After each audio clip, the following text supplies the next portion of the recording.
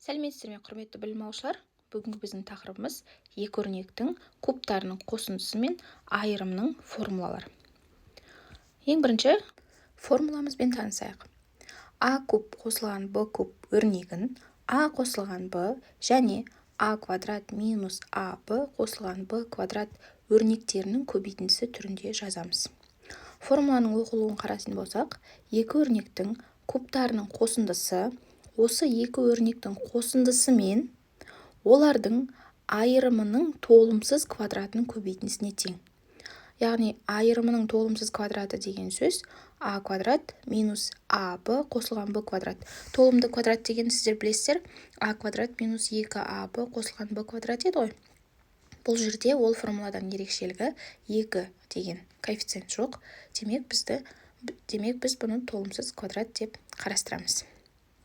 Дәл осы формуланың минус жағдайын қарайтын болсақ, айырмашылығы А куб минус Б куб өрнегі бірінші жақшасы А минус Б болады.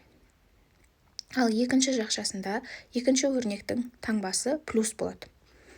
Сонда А квадрат қосылған АБ қосылған Б квадрат өрнегі шығады. Мысал қарастырайық. Формуламыз жазып қойдық. Б куб қосылған 125 өрнегін формула бойынша ашуымыз керек. Ол үшін Б куб ол А кубтың орнында тұр, ал Б кубтың орнында 125 деген сан тұр. Біз білеміз, Б куб ол Б-ның кубы екендігін, ал 125 ол 5-тің кубы екендігін білеміз. Соны жазып алайық. Яғни Б куб қосылған 5-тің кубы деп.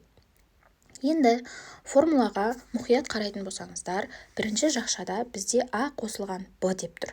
Демек, бізде А-ның орнында Б тұр, Б-ның орнында 5 деген сан тұр. Сонда біздің бірінші жақшамыз Б қосылған 5 болады. Ал енді екінші жақшаға мұқият қарайтын болсақ, А-ның квадраты минус АБ қосылған Б-ның квадраты ғой.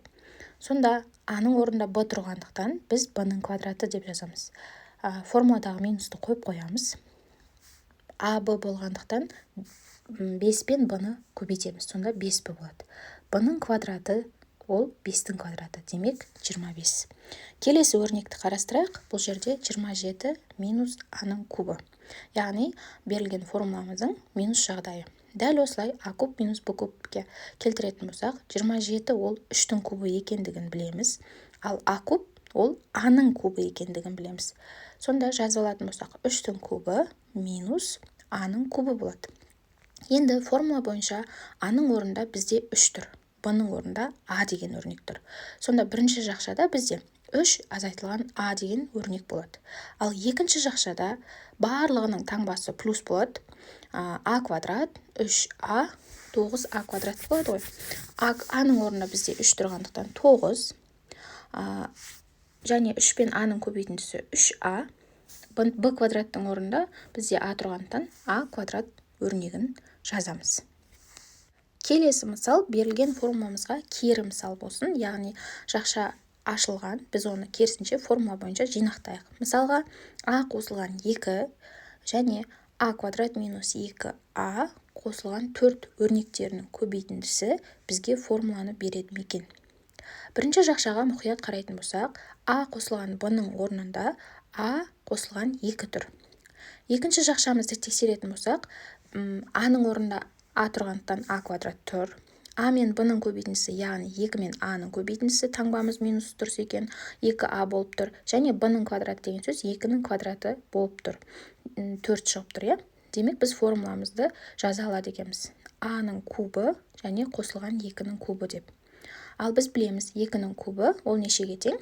8-ге тең. Сонда біздің өрнегіміз А куб қосылған 8 деп жазамыз. Дәл осыған ұқсас есеп, бірақ минус жағдаймен. К минус 5 пен К квадрат қосылған 5К қосылған 25 өрнектерінің көбейтіндісін біздің формуламыздың оң жағын берем екен. Бірінші соны тексеріп алуымыз керек. А минус Б-ның орнында К минус Б тұр. Екінші жақшаны тексеретін болсақ, А квадрат, яғни К квадрат тұр. А, Б деген сөз А-ның Б-ға көбейтіндісі, біздің жағдайымызда 5-тің К-ға көбейтіндісі дұрыс екен. Одан кейін Б-ның квадраты ол 5-тің квадраты, демек 25. Барлық таңбалары сәйкес келіп тұр, демек біз формула бойынша жазаламыз деген сөз.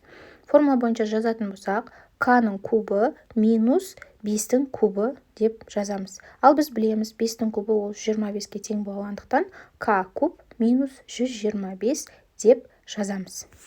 Назарларыңызға рахмет.